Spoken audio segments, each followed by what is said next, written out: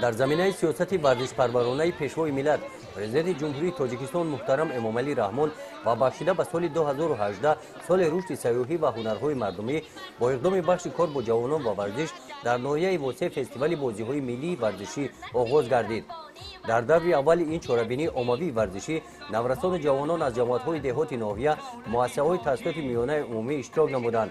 бахши кор бо ҷавонон ва варзиши ноҳияи восеъ соли сеюм буд бо баргузории чорабиниҳои гуногуни варзишӣ ва масъалаи тарбия ва обутоби ҷисмониву маънавии наврасону ҷавонон диққати лозимӣ дода дар эҳёи бозиҳои миллии варзишӣ ва рушди он саҳми назаррас гузоштааст.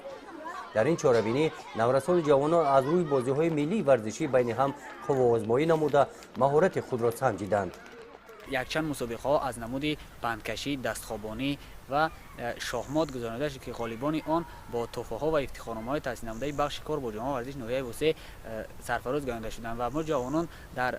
ободӣ ва гулшукуфоии ин ватан мехоҳем ки ва бедор намудани намудҳои варзиши миллӣ мехоҳем саҳми арзандаи хешро гузорем. мақсади аз базгузор намудани чунин чорабиниҳо дар он аст ки ҷавононро ба чунин варзишҳои миллӣ намуди варзиши миллӣ ҷалб намуда завқи онҳоро ба чунин